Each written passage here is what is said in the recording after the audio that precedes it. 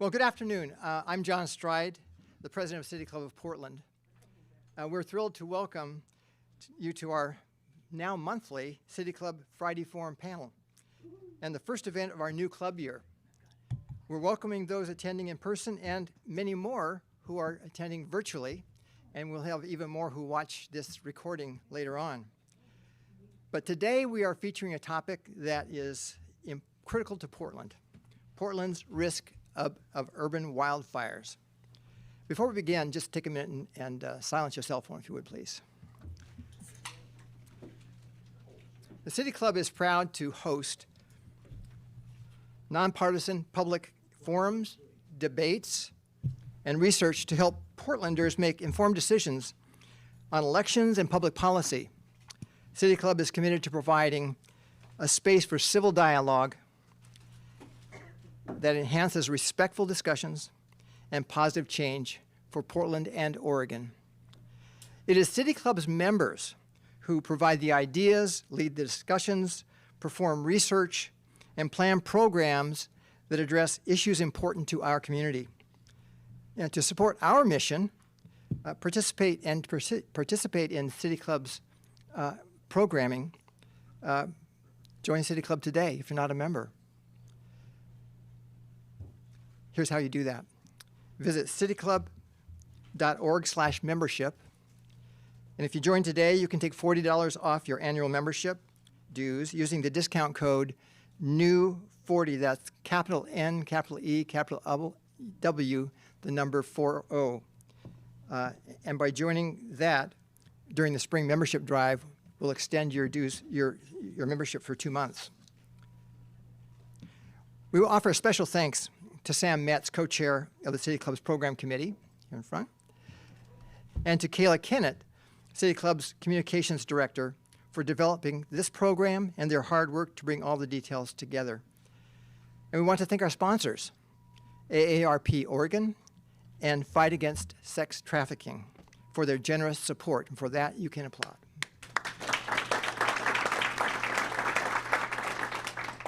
To learn more about City Club programs, visit our website at cityclub.org/events to register, and for more information, you'll see many events upcoming in June and even July.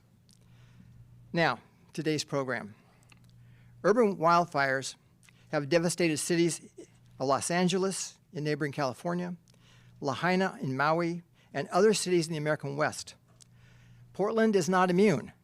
In fact, an urban wildfire is among the highest natural hazards facing the metro area. While Forest Park, which is the nation's largest urban forest, commands most of our attention, other areas like Powell Butte are similarly threatened. Years of hot, dry summers have heightened the risk of urban wildfires.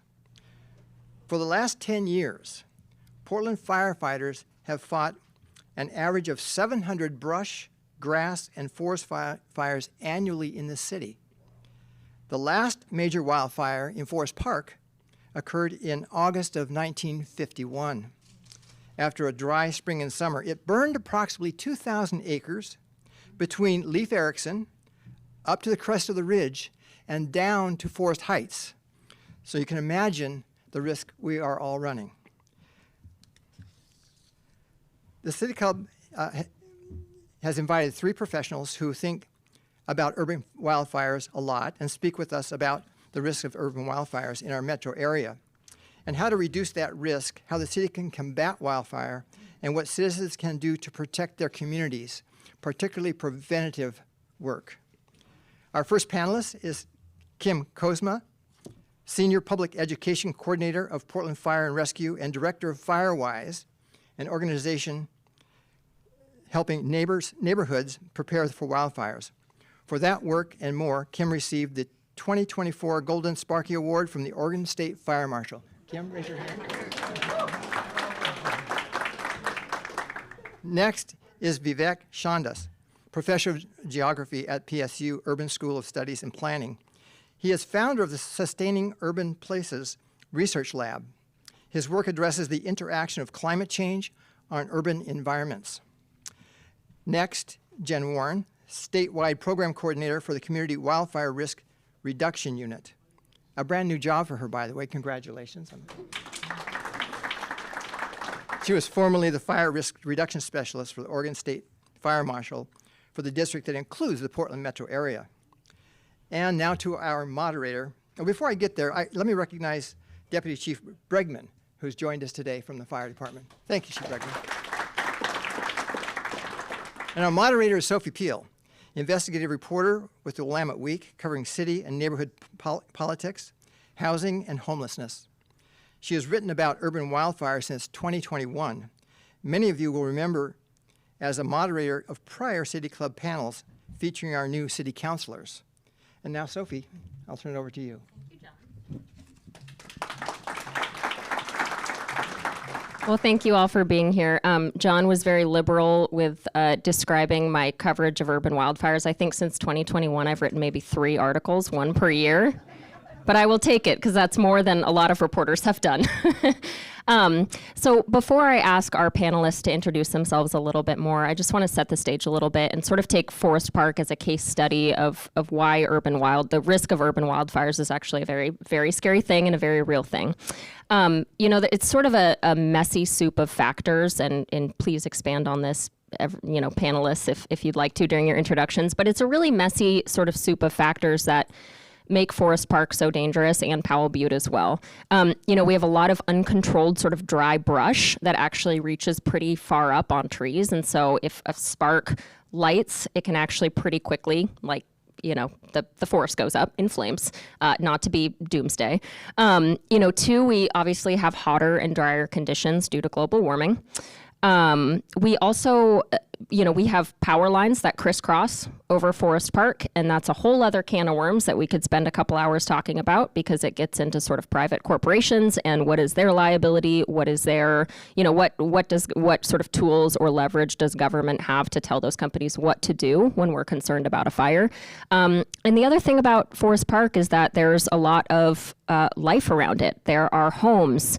There are homeless campers in the forest. And so there's all these things that are sort of fuel for if a fire, goes up. And then, the last thing too is that Forest Park is, obviously it's terrain. And so it is very difficult to actually put out a fire in Forest Park. You can't bring a rig to the top of Forest Park. It's full of little trails and, a narrow road. So there's an access issue too that just makes it geographically a lot harder to actually put out a fire once it starts. I remember I wrote a story in 2021, and I think, Kim, I talked to you for that story. Vivek, I probably talked to you as well, actually. But I remember one Portland fire captain put it this way: it's not a big deal until it is. So on that ominous note, I'm going to ask each of you to take 2 or 3 minutes to tell us a little bit about your background and kind of tell us where you're positioned as far as wildfire prevention, or if you're sort of more on the reaction side of things. Kim, let's start with you. Thank you, Sophie. Can you guys hear me okay? All right. So my name is Kim Kosmas with Portland Fire. I have been with Portland Fire for going on 28 years now, and I have been managing the public education office for going on 12 years. And since 2019, we have been focused on adding in wildfire preparedness as one of our programs that we work with and educate the communities about and what they can do to protect themselves. And Firewise is one part of that, where the communities that we've been working with have been taking it a different level and want to become an official, recognized Firewise communities to work together to bring more education and awareness to those communities at risk that are living within the wildfire hazard zones, and also qualify for things like grants and such to help with the work that needs to be done as some of these communities to help them be prepared. So I will pass it on to Vivek. Hello, everybody. I hope you can hear me as well. It's a real privilege to be here amongst people who have been thinking about this and working on this on a day-to-day basis. I feel like I have a privilege of being able to kind of stand back a little bit from the very detailed aspects of urban wildfire, in part because my interest is really looking at a planetary shift that's happening right now, right below our noses, right on our skins, right around us at all times. and trying to think about that in terms of cities. So in terms of climate and the destabilization of a climate system and what that means for us locally here. I'm particularly interested in all the assumptions and general guidelines that were used to build our cities over the past several centuries and how this destabilizing climate runs in the face of that. Whether it be a large amount of water with these cloudbursts that are falling, with the water that's falling, and the pipe sizes and the amount of water that can actually fit through those pipes, to extreme heat events that are coming through, and how latitudes up here at 45 plus latitude is maladapted or even under, and in many cases underprepared for these intense heat waves that come through. And then the relationship to wildfires, specifically in relation to how we design our fringe areas around our cities, as well as the big plumes that emerge. We've done a bunch of work thinking, asking people about how they prepare for these wildfires, and then what kind of coping capacities they have, as well as some of the potential health and epidemiological evidence that comes out post-fire. So that's kind of at least areas that I orient around. It's a lot of big words. Good morning, everybody. Thanks for being here. My name is Jen Warren, and I am the statewide program coordinator for the Community Wildfire Risk Reduction Unit at the Oregon State Fire Marshal. I almost introduced myself with my name from last week. I was the local fire risk reduction specialist covering Northwest Oregon up through last week. I've just been promoted to our statewide level. And so I had the opportunity to work with people like Kim and others all across the 6 counties that I was serving, really, and several of you that are in the room, really boots on the ground trying to get the work of community wildfire mitigation done and making real change for communities. Our unit, our program was created out of some statewide legislation that passed in 2021 in response to the 2020 wildfires. There was a bill called Senate Bill 762. It's a huge wildfire omnibus reform bill that was passed that gave direction to about 11 state agencies, funding to, and most of it one-time funding, I would note, to about 11 state agencies to address wildfire risk in the state. And that's kind of through 3 legs of what we call the National Wildland Fire Cohesive Strategy. And so that's helping create resilient landscapes, forest landscapes that are ready to receive fire, that are resilient to wildfire, communities that are adapted to living with wildfire, and then also safe and effective response. That bill tried to address kind of those 3 legs in all the agencies that it helped support. The lane that we work in, our team, we really work on creating fire-adapted communities. Our initiative is Fire Adapted Oregon, and so we're trying to help people in Oregon understand that wildfire is a natural function on our landscape, that it is increasing, and that we have a huge role to play in responding to how we live with it going forward, that our homes and our communities are not really natural parts of the landscape, and that there's a lot that we can do to make it so that we can live with a wildfire in the future. This is a long game. It's not something we're going to solve tomorrow, but it's going to take people making concerted effort. So this is can be a little bit of an overwhelming job, I think, to some of us, to know that what we do today is just inches forward in this long race that we're going to play against community wildfire disaster. But every inch forward is an inch forward. So that's where we work. Thank you. Kim, I am hoping you can take this first question, which is how real of a risk is an urban wildfire in Portland, and what are the areas that you and the fire department are most concerned about? Well, there's a lot of areas in the city that are considered wildfire hazard zones that meet the definition of a wildfire hazard zone with the topography, type of vegetation that they have, and how much vegetation that there is. The West Hills is obviously part of that. The Oaks Bottom area is part of that. Powell Butte, that's been mentioned. You have Rocky Butte, Kelly Butte, all the buttes, Springwater Corridor, Overlook with the Willamette Bluffs area. There's quite a few areas across the city that could be impacted by a wildfire. And just to be honest with you, fires happen every single day in the city of Portland. We have a lot of fires that happen all the time. Structure fires, we have vegetation fires that happen every single day. But because we have our stations around the city, we have our firefighters ready to respond every single day. We have hydrants around many areas of the city, so water is a big piece of that, and because of our quick response, a lot of these fires are never even heard of. You don't hear about it in the news. Areas like Forest Park, we are working on doing things on a regular basis where during wildfire season we are doing patrols through Forest Park. We are aware of some of the things that are going on in and around Forest Park areas and other natural areas like this because of other hazards that we have experienced that all of us are aware of, such as the houseless that are in the city of Portland because they're surviving as well as they can, but they use warming and cooking fires every single day to survive. And because of those fires, vegetation fires begin. So we are very aware of some of these areas and work hard with our partners like the Parks Bureau. In some of these areas, we conduct patrols with the park rangers to look for some of these individuals and move them with social service as partners as well into safer places to live. It is an ongoing challenge, and it will be until things are provided for the houseless in the city to get more people off of the streets and to get them into safe places. But there is a lot of work that's going on a regular basis to help reduce those hazards because honestly, the human factor is the hardest one to control. People start fires all the time and not purposely, accidental. And it's not only just the wildfires that we're looking at because structure fires could extend to the natural areas as well. It goes both ways.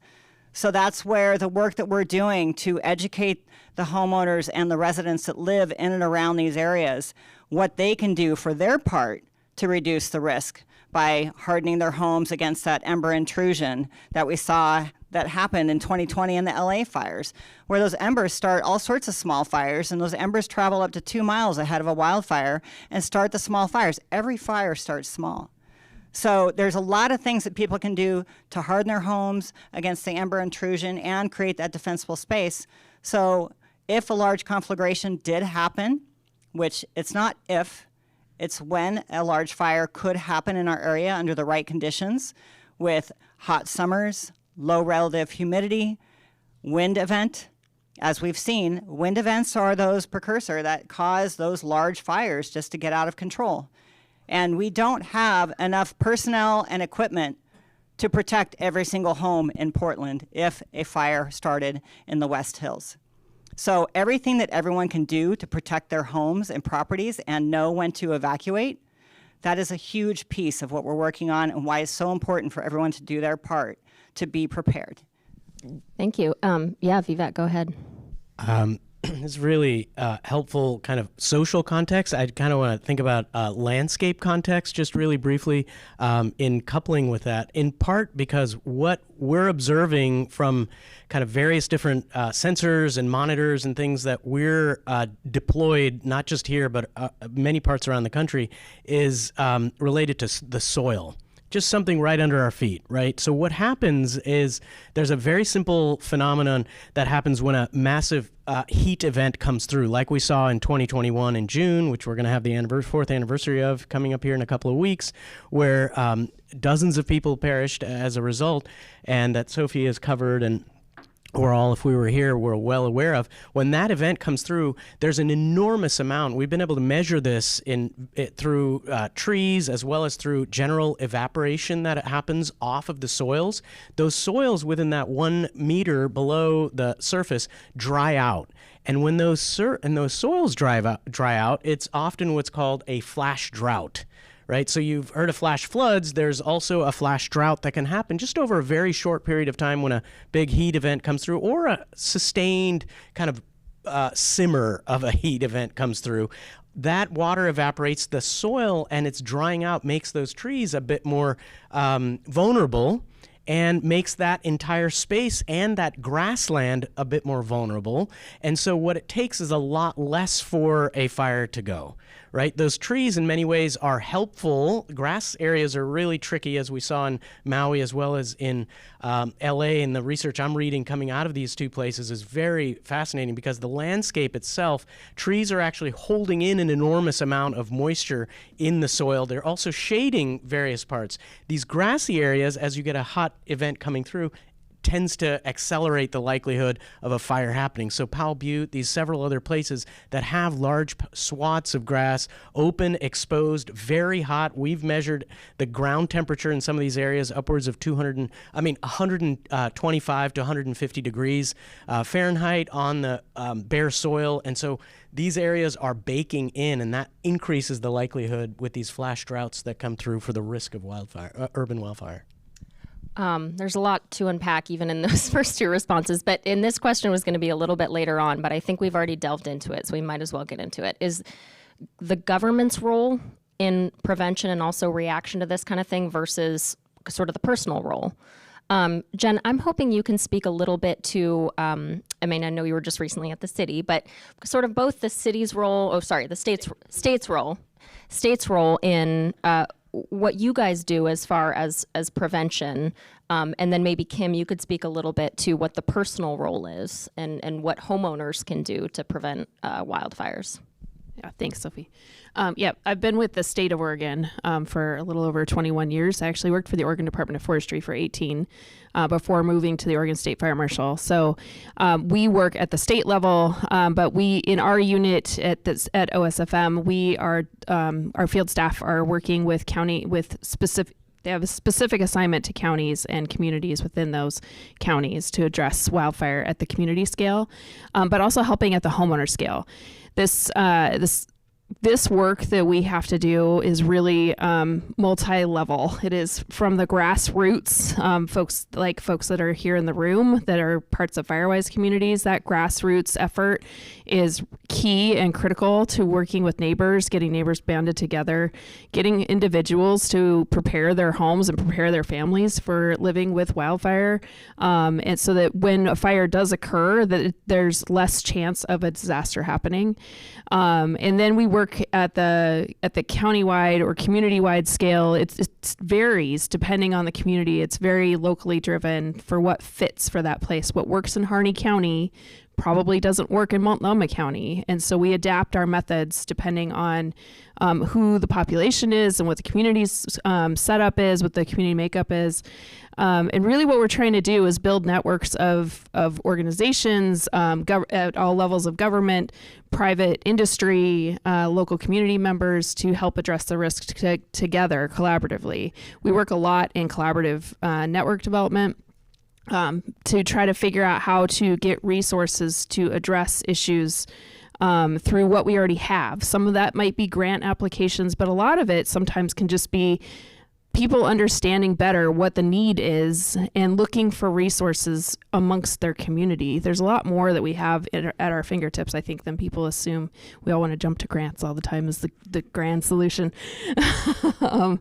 So we work kind of in that scale. So our role in our unit in that fire adapted communities leg of that cohesive strategy I mentioned in the beginning is really about helping humans live with wildfire. The Oregon Department of Forestry and other land management agencies, they work in the landscape resiliency piece that happens at all different scales, trying to help forests and landscapes be adapted to wildfire, be more resilient to wildfire. And then our agency also does work in safe and effective response. So we manage 3 incident management teams, of one of which Chief Bregman is part of here in the room. And so our incident management teams respond to conflagrations around the state. We can pre-position resources. We work with fire agencies to coordinate response across the state. And so we're trying to help. We've added grant funding for local communities, local fire agencies for additional staffing support, for summer seasonal staffing. We've purchased and deployed, I think, 76 apparatus to boost kind of apparatus capacity around the state. What's that? Fire engines and tenders. Thank you. So big trucks. So we've got about 76 pieces of apparatus that we've purchased and sent out around to fire agencies across the state. Lots of grant money that we were able to give. That Senate Bill 762 gave our agency $25 million for community risk reduction. That $25 million went out in the form of grant funding. That was one-time funding. So the Community Risk Reduction Fund at this point is not reinvested in, and our grants have been expended from that. But we've been able to do a lot of really, really good things with that funding across the state, focusing on places of higher risk, but not just of higher risk, and focusing on communities that are socially vulnerable and of higher need for various reasons. So we've been able to deploy funding and resources and more people and the things that we need to really address this problem at the state level. Thank you. Anyone can answer this question. I am curious, if sort of the breakdown of what we can do on the front side to prevent fires versus how much of your guys' focus is sort of on the back side of we are going to have fires. So we should, most of our efforts should be on prepping for those and how we react to them versus sort of prevention. And I assume there's probably a focus on both of those things. And one thing I'm hoping someone can touch on is, I think I remember, Vivek, talking to you a lot in 2021 about sort of fuel or like the foliage in Forest Park that can obviously light fire. Is there, how much prevention do we do on sort of the front side of that in maintaining that brush? Is that a feasible thing for us to be doing, or is that just like, I don't know, searching for like a needle in a haystack? Kim, maybe you can speak to that piece. Yeah, no, when we first started this program, everyone was focused on the forest. They're just like, what can you do about that? They're very focused on the forest, which everyone is concerned about the forest burning because that's what everyone is envisioning. But yet there's only so much that we can do with the fact that Forest Park has a lot of fuel in it. It hasn't been allowed to have fire on the land for many, many years.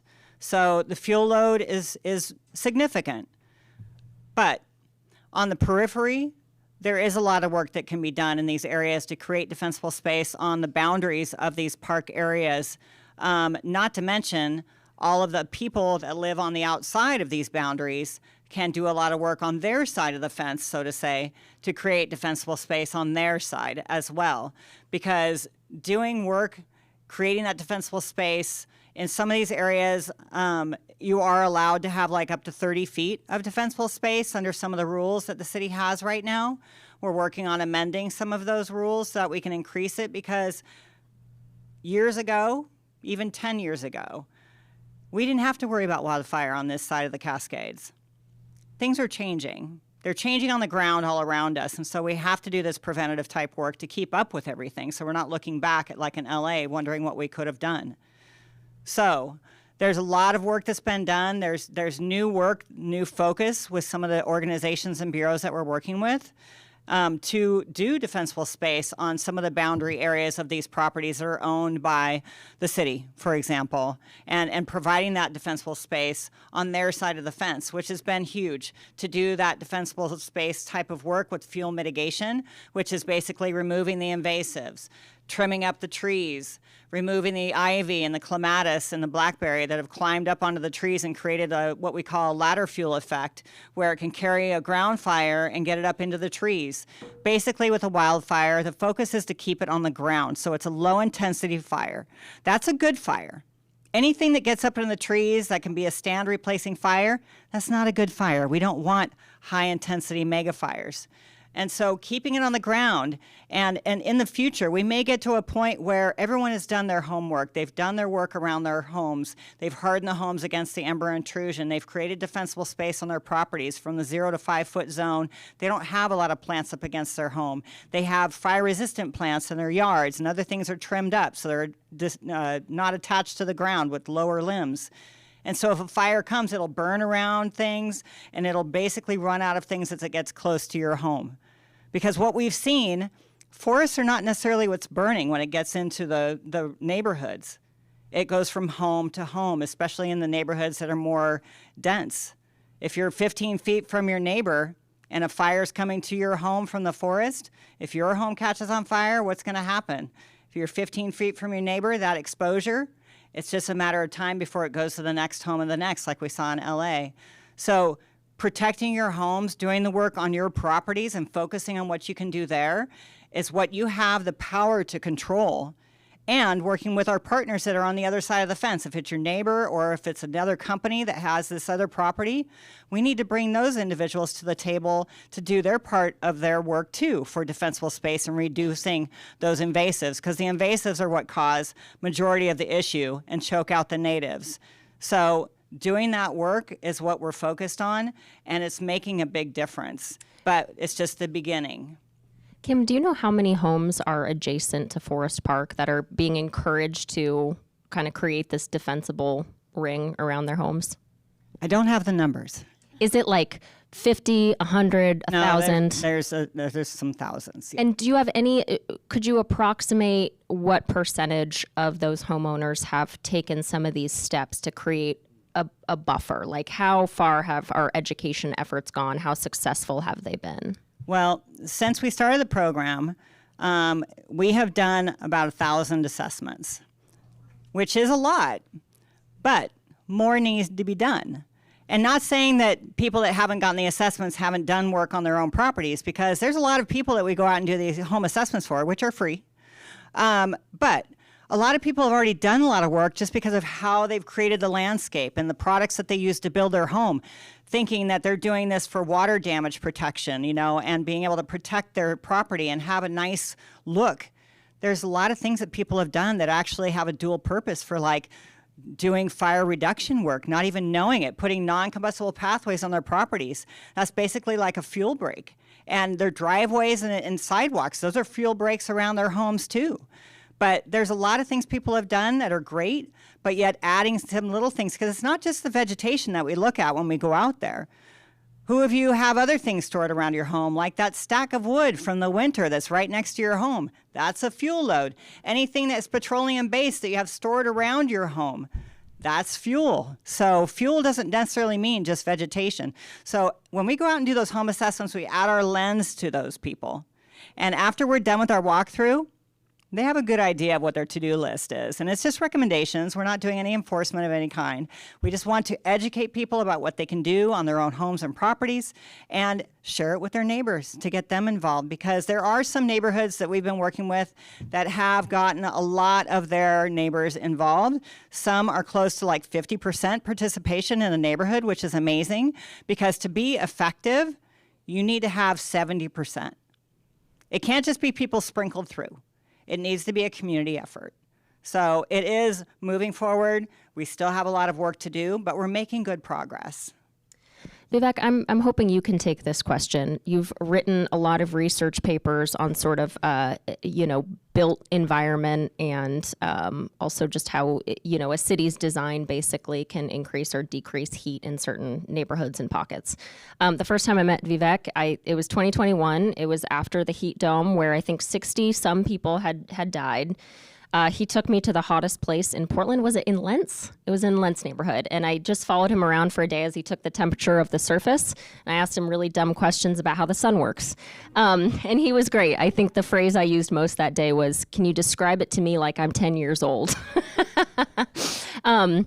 What are current city or county local policies that actually that are already in place, or that the city or county could put in place, that could either help on the prevention side or on sort of the reaction side as far as urban wildfires?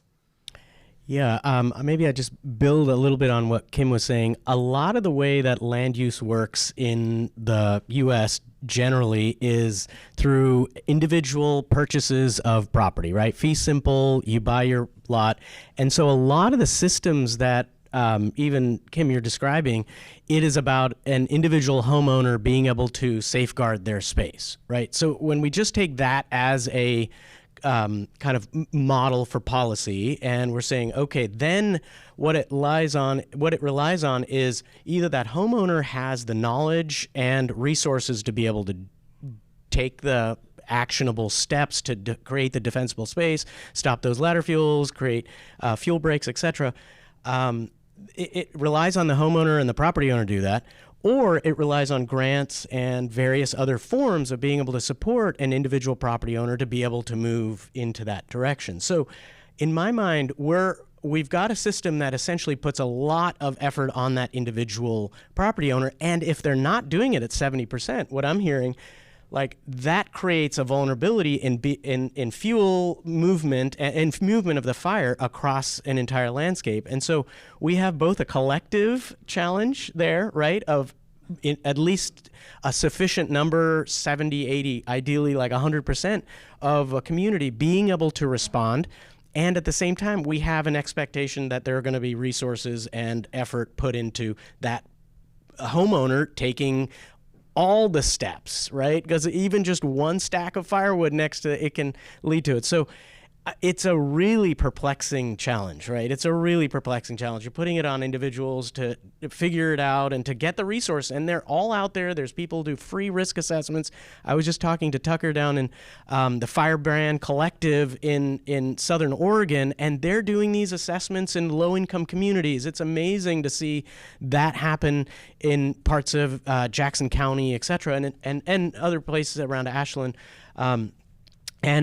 That risk assessment's a great first step, but then it's like, scratch. Oh boy, I can do the movement of material, but can I actually then start hardening in a way that allows this?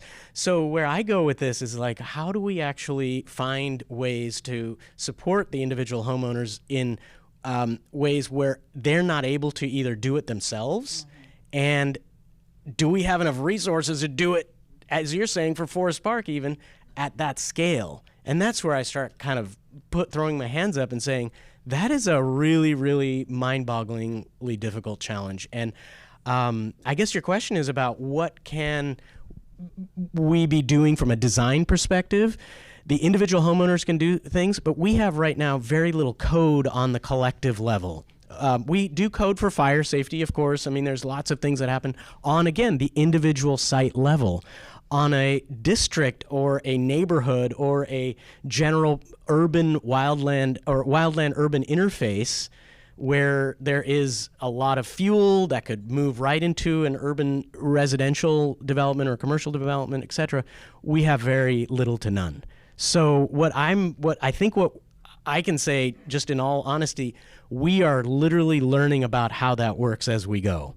I'm looking at LA and trying to understand, whoa, PG&E, okay, interesting. That was an event.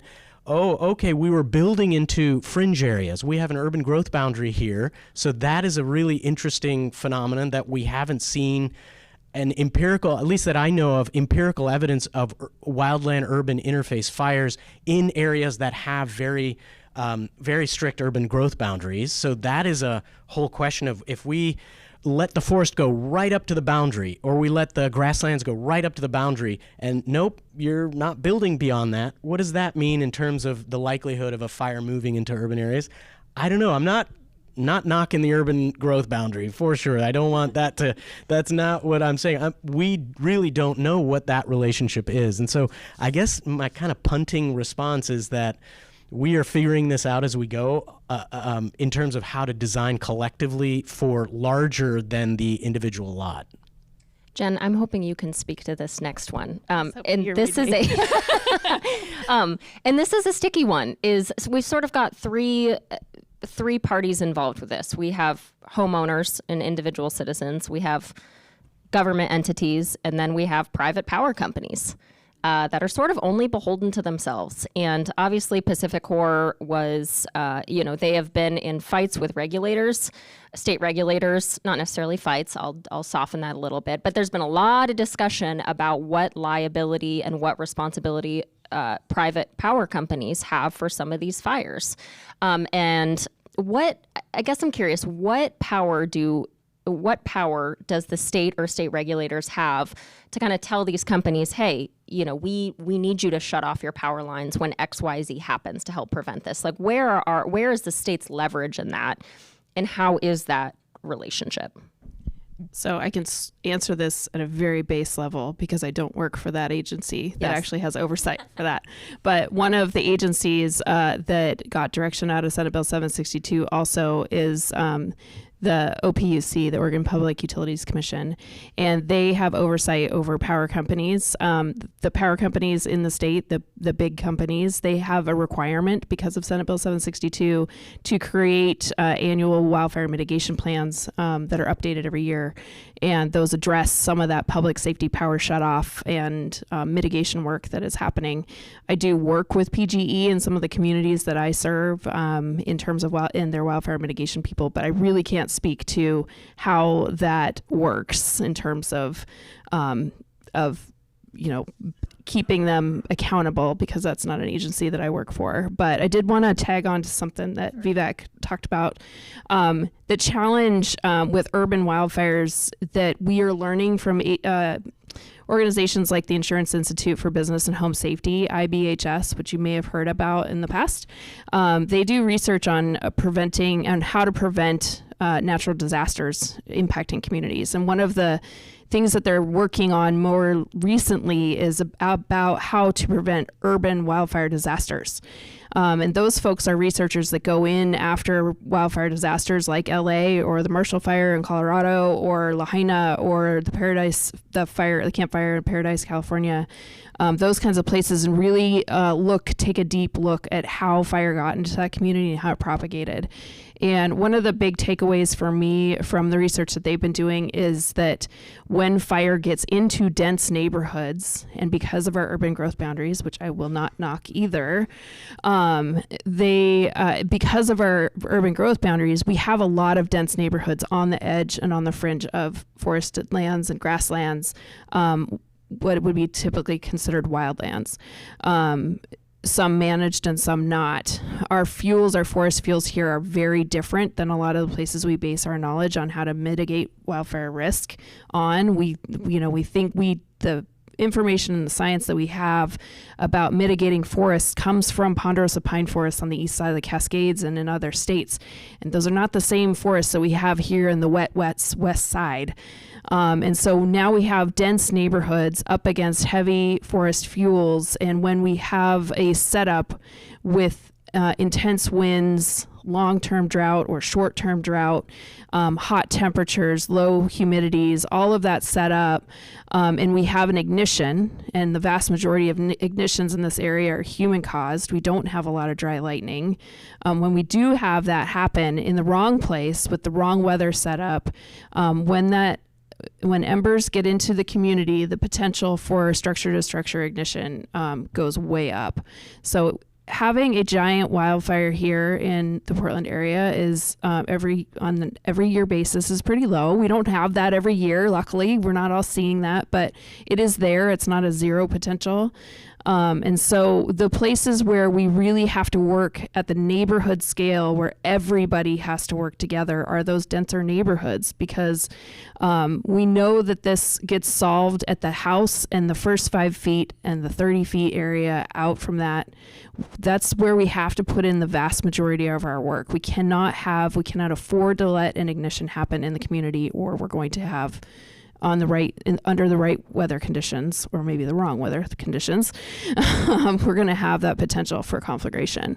So, sorry, I can't answer about the Public Utility Commission. No. And I know that's a very sticky issue because there's been litigation about it, and I'm sure as a state official, it's probably a little, you're not supposed to talk about that, which is appropriate.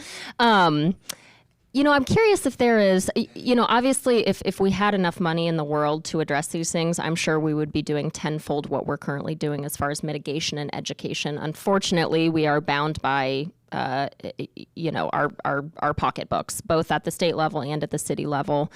I'm curious, if we had all the money in the world, what would be the number one thing that you guys would do? I like that question. If you were a millionaire. Yes.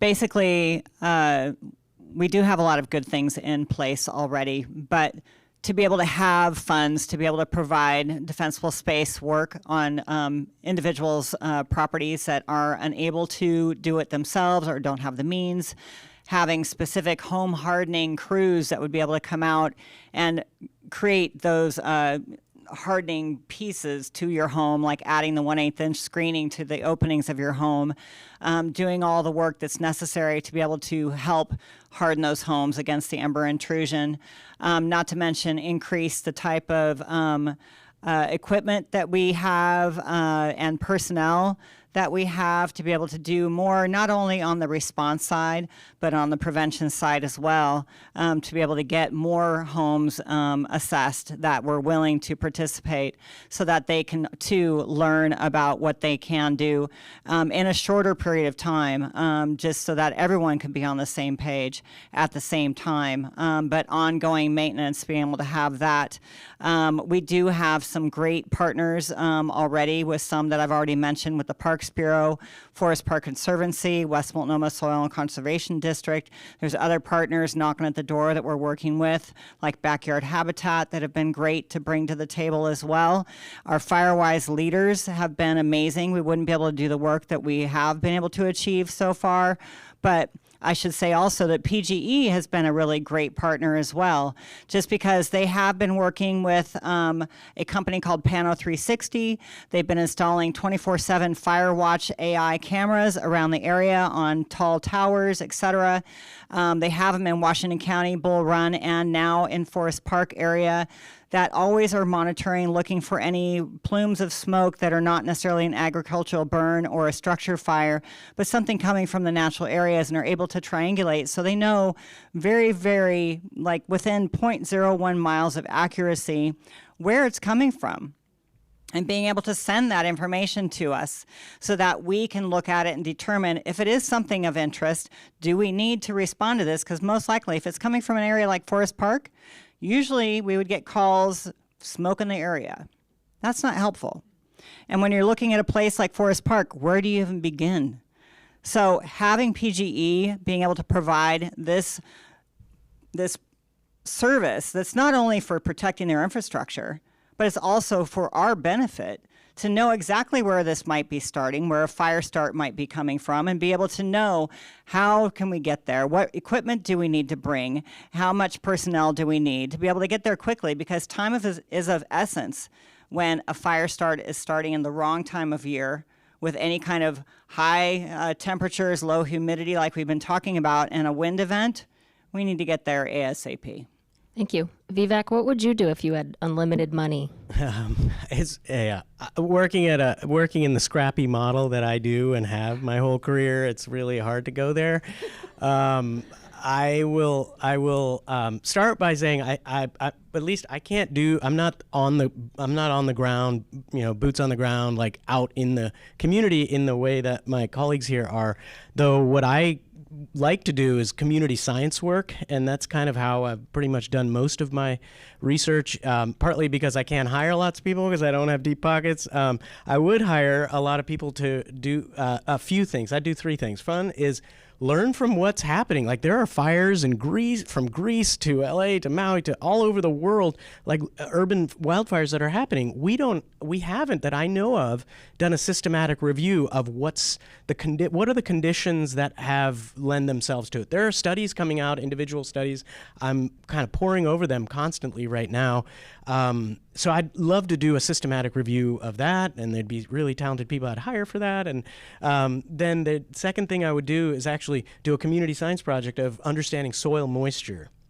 One thing that a lot of models of, like whether it be flash drought or even fire models that I'm familiar with, we don't have good empirical evidence of what the soils are, very locally, high resolution, nor what the moisture content is. And that's such a big part of what happens with likelihood of fire happening. And so I would do an enormous community science campaign to understand about a meter deep what would be soil moisture in very likely fire-prone areas to try to understand, and then look at it across meteorological conditions.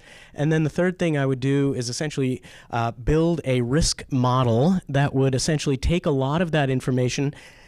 And I work in the context of not having endless resources. You said $1 million. That's not a lot of money when it comes to this, really. $100 million. Okay, that's getting there. But $1 billion. Let's keep going. So what I would do is essentially find a way to build a model that allows you to target very specific. You were asking about the homes around Forest Park, right? it would be amazing to figure out where are higher risk and lower risk spaces in the metro region and be able to turn the dials and saying, well, if we increased the fuel breaks here, it would likely reduce the fire going from point X here to point Y there. If we were to do a lot more hardening in these areas, that would reduce the fire. So those dials, I would love something like that. And the fourth, I guess the last thing I would do is an enormous outreach engagement campaign involving Willamette Week deeply in it, involving, the Mercury, involving all the press, media, socials, etc., to try to really get a lot of the work that these folks are doing out into the community across the state. Thank you. Jen, what would you do if you had $1 billion? $1 billion is scratching the surface, quite honestly. $1 million, a standard grant. So the federal government had $1 billion out of the bipartisan infrastructure law for wildfire mitigation. And that sounds like tons of money. And those grants are some of the grants. Wasco County in Oregon got $6 million out of that grant last year. And that is a lot of money, and it's going to do great things in Wasco County, but if they need way more. We all need $1 trillion. What would you do with $1 trillion? I think unlimited was the right word. I actually I second Vivek's proposal. I think one of the challenges that we have for places like Portland or the west side of the Cascades is that we have really good, really sophisticated wildfire models for forests. We know that if a fire starts, we can model thousands of iterations of a fire starting in a forest and know how it might move through that forest on thousands of different kinds of weather conditions in a short period of time. What we don't know is what's going to happen when it gets to the community, because it is very hard to do remote sensing to figure out where the fuels are in a community on any given day. Where I keep my garbage cans on any given day is probably going to be different depending on whether it's garbage day or not. Maybe it's up next to the house, maybe it's up at the street. Where we have our patio furniture, all the things, the arrangement of fuels that we keep around our home and in the first 5 feet and in our landscapes changes every single day. And so in order to model that fuel arrangement, I don't even know where, it's going to take big brains to figure that out. But being able to model the same kind of thing that we do for forests, but into communities, we would then be able to kind of determine where are our biggest risks of urban conflagration. And maybe we could start prioritizing that, but I really don't even know where to scratch that surface. So that is one thing that if I had $1 trillion, I would ask for that kind of modeling, so that we would know how to prioritize some of the work and community outreach. I think we definitely need more investment in community wildfire risk reduction. In the work that we've been doing for the last few years, I've been in working for OSFM for 3 years. And the work that we're doing, we're really just starting to scratch the surface on what we need to do for the state of Oregon. And I would love for us to have a reinvestment into the Community Risk Reduction Fund so that we can do more. Grants are, I kind of joke about grants because grants are hard for us to get here in Northwest Oregon and in the metro area especially. And so sometimes we have to be scrappy and be creative and think about other ways to get the work done and what resources we have at in our disposal. But grants are really important, and they're really important for communities that need help with home hardening tasks. Sometimes that means replacing a roof for somebody who is low income and not able to replace a roof. And sometimes it just means that somebody needs a little bit of money to add some screening to their vents, or they just need some help figuring out who to hire to get the work done around their home. And so building out systems that can help support that and also provide other benefits like youth corps training or other things like that, investing more money in the efforts that we've been putting into 762 for the last 3 years, I think would be great. I would love for us to just be able to keep going. This leads in nicely to my next question, which is, under the Trump administration, there have been a lot of cuts to federal disaster relief funding and also a lot of threatened cuts. And I imagine at the state level, you guys are keeping a pretty close eye on either things that have trickled down to the state or you think might trickle down to the state and really affect our ability to prepare for this kind of thing. What are you watching on the federal level, and has anything yet affected state funding? And if not, what are you watching? We're definitely watching, and it is a little bit, I think, like anybody, it feels very uncertain from day to day about where we're at.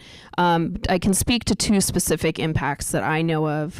There's a grant through FEMA called the Building Resilient Infrastructure and Communities, BRIC grant, which was canceled recently. And two of the communities that I work with were going to be using BRIC funding to update their community wildfire protection plans, which is kind of a foundational document that helps set priorities and assess what actions we want to take as a community to mitigate risk across that area. And so now we're in a position where we want to try to help find funding for them to be able to get their CWPP, their Community Wildfire Protection Plan, updated. And there's not unlimited resources out there, unfortunately. And so it's a little bit of a wait and see to see, if more grant funding potentially comes through to our agency or to others that we can help them navigate and get to. That's a role that our team would play in trying to help them. So those are two specific situations where there was funding that is now gone. The Community Wildfire Defense Grant through the Forest Service, that one is still on track. And we have communities in Northwest Oregon who've applied for that grant and probably will again. We have the fourth round is supposed to come out this fall. We'll find out. We kind of a little bit uncertain every day. I feel like we kind of go, is it still there or is it not? So I think we in our programs may have to help be a little bit more creative in trying to get funding to communities if some of that federal funding does go away. Kim, is Portland Fire and Rescue watching what's happening at the federal level, and is there anything specifically at the federal level that you guys are concerned about? The FEMA grants definitely are a great opportunity to be able to try to get some of that grant money. We have been jumping through hoops with a specific FEMA grant now for probably the last 6 months or so. Yet the communication is still there, which is great. And as far as I know, it is something that's still moving forward. And so fingers crossed, because it would be a grant specifically for conducting fuel mitigation on Firewise community members' properties to remove invasives and create defensible space. So it would be a great opportunity to be able to have funding like that for our community members. So fingers crossed. Great, thank you. Before we go into the Q&A, I want to ask one last question, and if you could each briefly respond to this. This has been a lot of kind of a bummer of information. I'm hoping each of you could talk a little bit about something that makes you hopeful in regards to urban wildfires, or sort of a nice sentiment. And if you can't think of anything, then talk about your dog or something. I don't know. But what makes you hopeful? My biggest thing with the work that's been done with our team at Portland Fire is that it is a team effort from not only my team, but all the community members and bureaus and organizations that we work with. There's many, many people that are at the table with us that are working very hard. And I always say it takes a village, and it truly does, because it is a true partnership, not only with the residents that we're working with, but all the way up through City Hall. There's been a lot of great discussion and work that's been done. Yes, there needs to be more work, but the communities are pulling together and they want to know what they can do to make things come along faster and be able to pull more things and groups and organizations to the table to make a stronger partnership on moving this forward, because everything is going to continue down this road.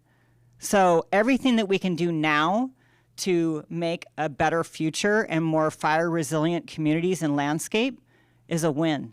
So we're making good progress. It's just we're just starting, and there's a lot of work to go for changing these behaviors and practices that we've had in place for years and years. I mean, it is something that we can do. We just need to continue working together down that road. Great. Thank you. Vivek? Yeah, I get a lot of hope from my puppies. That's true. They're adorable. I don't deserve them. They're so great. No, I guess I got it. I was doom and gloom. I was writing papers, and it was heavy, and I was finding myself, it was hard to sleep at night, frankly. And it's like, oh my gosh, this is really hard work. So about 8-10 years ago, I started doing these community science projects kind of seriously, and then it kind of just took off like wildfire, I guess. But it was this moment where I was seeing these communities around the country, and then now across the globe. We just finishing one in Dhaka, Bangladesh now, where we're going out and collecting air temperature, air humidity, relative humidity, absolute humidity, as well as air pollution, particulate matter. And they're out there. They're collecting this. They want to know what to do. There's an event we did in Houston. It was like 350 people just show up and wanting to engage, and it takes a village to do this. And I'm kind of thinking, like, we can't do all 600-ish thousand people in Portland highly aware of urban wildfire, climate, etc. So I'm trying to figure out, like, what is that number? And my best estimate is roughly around 10 to 15%. So if we can get about 60 to about 85,000 people really aware of this, distributed across the region, I think we're going to really make a big dent in this. So that's kind of where I go. Thank you. Jen? I'd say it's about the people, honestly. Like, the thing that makes my job fun and has made it really, the thing that made it really hard to move up in this organization is not working directly with the people who I love. And the people that I've worked with in communities, they've become friends, and they're people that I care about deeply. And so the people give me hope, because there are so many people who care so much about this. And I think, not to get super big or existential or whatever, but I really feel like the more that we can come together to work together on something, whether it's wildfire or climate change or the problems on your street, the more that we work together with our neighbors, the better off our society will be in this country and in the world. If we can all just start to see each other as humans and work together for common cause, we're going to be a much better place. And that's the stuff that gives me hope. Thank you. That's very profound. Okay, we're going to move into audience questions now. If you have a question, Sam with the mic is going to be our mic holder for you. So please line up. Actually come up to Sam and grab the mic. Please keep the preamble to your question less than 30 seconds long, and your question must be a question. It cannot be a statement. We'll keep it moving. We probably have time for about, 5 to 7 questions depending on the length. Great. And identify yourself, and please state if you're a City Club member or not. Win Wakala, City Club member.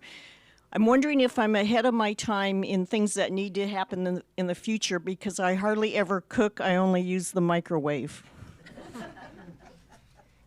Are you ahead of your time? I believe that's the question. Yes. Or does Portland have a microwave fire problem? I gotta imagine the answer is no, but I'm not the expert. Robin Vesey, not a member yet, but I will today. So thank you. My question is it time to ban fireworks?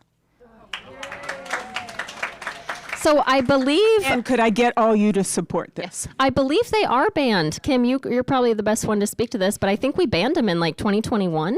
Yeah, they were banned recently. 2021, I believe, is when the ordinance came out. And so no fireworks are allowed in the city of Portland, only professional displays, basically. However, teenagers exist. Yeah, so it still happens, but it is something that is not allowed in the city of Portland. Okay.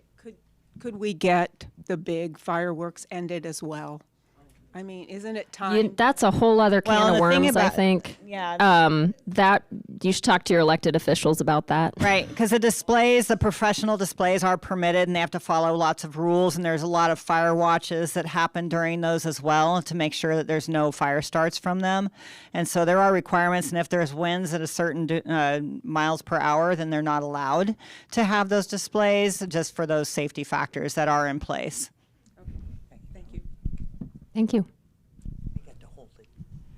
Allie Shapiro, brand new City Club member as of right before this. Thank you for the discount code.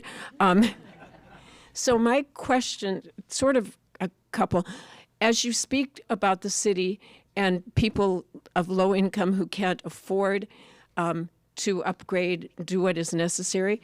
So I was just thinking, I wonder if the PCEF, the Portland Clean Energy Fund, could be tapped into for some of this work. It might be a little bit circuitous, but it's not clean energy to have a forest fire. So I know there are lots of funds in there, and I agree that they shouldn't be tapped into for general city projects, but because I worked on that campaign, blah, blah, blah. What do you think? Well, I won't offer my own opinion here, but PCEF is such an interesting topic. I've done a lot of reporting on it. Obviously, we brought in a whole lot more money than we ever thought we were going to bring in with that tax. And the prior city council, tapped into those funds to plug some budget holes that were related in sort of tangential ways to climate-related projects. I think it's a big question right now in front of the current city council about whether they are going to sort of expand yet again the parameters of what PCEF money can be used for. I think that is top of mind for a lot of, for our city leadership. I think they have very different takes on whether PCEF should remain pretty narrow or if we should expand it out. But I think you make a great point that urban wildfire is absolutely a climate related issue and a climate related concern. So yeah, I think there is a lot of discussion going on in City Hall right now about how PCEF should and can be used.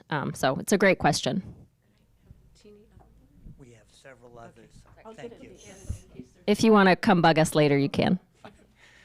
David Lewis, and I do plan to re-up. I had let my membership lapse. I'll re-up today. Man, this is really turning into a litmus test. As you talk about the sources of money, which are obviously extremely uncertain right now, and the general denial of climate change, among the large organizations that are clearly not denying climate change and its impact are the insurance companies, and specifically the reinsurance companies. They all know that this is going to cost them a lot more money than it would cost to do something about now. Is there a way of trying to bring some of those resources in? There are actually, and there is a piece of legislation that just passed in this current session, Senate Bill 85, that is a study bill that is directing our agency to work with the Division of Consumer and Business Services, or Department of Consumer and Business Services, pardon me, and the Division of Financial Regulation, part of that agency. Division of DFR, the Division of Financial Regulation, is the state's insurance commissioner, and they oversee, they provide oversight to the insurance companies that work in the state of Oregon. We've been asked to work with them to create a report to really determine what methods would be most effective at the property level scale and at the neighborhood and community level scale to turn the dial down in terms of wildfire disaster, community wildfire disaster, and then to really discuss what implications that has for the insurance market in Oregon. And so this is a challenging project that will be ahead of our team and ahead of our agency for the next year. But I think we have a lot to learn. We've just recently signed an MOU with the Insurance Institute for Business and Home Safety to work closely with them on research and education materials and helping communities go from a neighbor, a person who wants to do mitigation, who then maybe goes through a continuum that they've created a Firewise community. They've gotten certified through IBHS's Wildfire Prepared Home program to maybe they're going to eventually work their way to become a wildfire prepared neighborhood, which is a new standard they've just recently released. And that our agency will have some sort of role in helping communities work through that. That would be our unit. We are tied in with them. The insurance question is a big challenge, and it's not just wildfire. Wildfire used to be background noise for insurance companies. It has become not background noise. I think natural disasters in general have become not background noise in any way, and so the insurance industry is really having to respond as any market does, and it is challenging for all of us, I would say. But I think we're seeing in Oregon an identification that there is a challenge there, and trying to figure out how we move forward to try to fix that problem. Thank you. Thank you for this great discussion. Could I ask if you could talk a little bit more about one of the major and immediate consequences of a wildfire, urban wildfire, which is, of course, the smoke and toxic particulates, which have very well proven dangerous consequences to our lungs, our heart, and other systems. Prevention is simply preventing the fire, but response involves helping people to not have to breathe that smoke. Is there some preparation and thinking about that consequence, that particular wide consequence of urban wildfire? Vivek, you're probably the one to answer Yeah, this I could question. take a first. We did a survey back in 2020 to understand what people's response were for the 2020 big fire events that were happening, and it was remarkable to hear what it was. Thousands of people who we heard from, and the kinds of actions folks were taking were very indicative that it's not. That there's very mixed understandings about what to do during a wildfire. It was very clear, apparent. I mean, there were things like, when there's a wildfire event, what do you do? And there were several folks who were noting that they turn on the Himalayan salt lamp, and Climb I a was kind of tree. like, I was kind of like, wow, no kidding. That's interesting. That is not in the literature from what I can see. And so we dug into that a little bit further. And I was just on the phone this morning with actually some researchers out of a lab at Harvard who were down in LA, looking in South LA about almost 12 miles away from the Altadena fire and the plume. And there's some great maps where it's like red, and then there's a yellow, and then there's a beige, and you see where it kind of was the outfall zone, if you will, of that plume. And they were finding heavy metals, they were finding dioxins, they were finding a lot of very carcinogenic, a lot of very heavy stuff in the soils that had deposited as a result of the fire. And so this was something that really there's going to be a slug of papers that'll be published in the coming months around what they're finding in terms of the plume of impact from a lot of the urban wildfire, that when you burn batteries, right? And there's a lot of electric cars, and those go on fire. I mean, the kinds of things that get sent up, and then you get the winds to carry them even further. I don't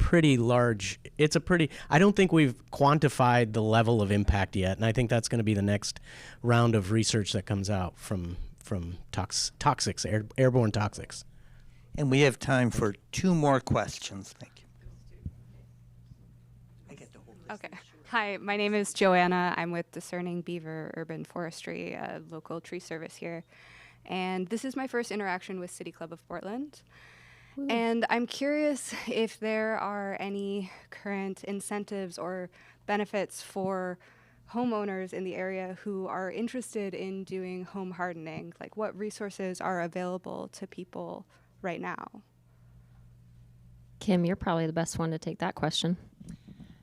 So right now, there are not any resources like financial resources or anything available, but yet we are discussing with some of our partners, with the state and ODF and others, OSU Extension as well, for providing some training in the area for local landscapers to learn about what is defensible space, how does that look, how do you create defensible space, for contractors as well for home hardening. We're looking at bringing in some training for that, so that at least local contractors and landscapers can start learning about what is needed so that they can be educated and be able to provide these services, because it's an untapped market in our area for this type of work that's definitely needed. All our Firewise community members are always asking, who are landscapers that know how to do this type of work, because a landscaper can't come in and create defensible space if they don't know anything about it. And same thing with like the contractors that are doing work on homes, that they would be able to do that work to harden the home. But there are not at this time any resources, so to say, for people, but we're working on it, definitely. And last question, but you are welcome to storm the stage at the end and ask your own questions. I get to hold it. Thank you. As a neighborhood emergency team member, Name and Nancy Linton, we are engaged with helping our community prepare and become more resilient. The fact that I live in Linton near the hub, needless to say, we have a potential disaster coming down from the park to the tank farms, 300 million gallons of fuel, or going the other way. It's not necessarily a seismic event. It could be rail. It could be a car throwing a spark. Any information you can give us in terms of education the public, I would love to talk with any of you at a later time. Thank you. thanks. John?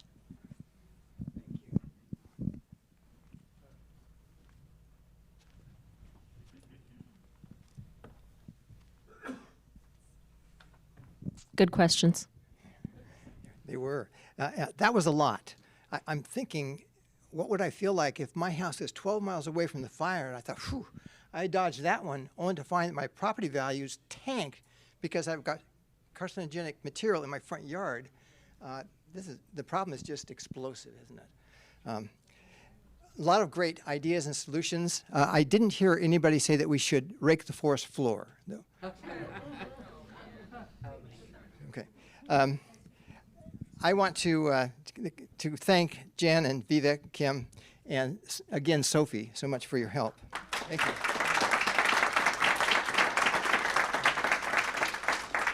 And another thanks for our season sponsors, the AARP Oregon and Fight Against Sex Trafficking, for their support. And thank all of you for coming down here this afternoon and participating in this discussion. It was a helpful and thoughtful discussion. I hope many of you will go back to your HOAs and your communities and neighborhoods and become evangelists for fire prevention. Again, remember you can join this organization with a $40 discount by going to NEW40 on our website. John, can I add something? You bet. So one thing that I did not mention, I did say that we do free home assessments for anyone that lives in a wildfire hazard zone. I do have postcards here with me, so if you are interested, you could always pick one up to learn more, going to our website with the QR code that's on the back. Thank you. Thank you so much. And that concludes our program.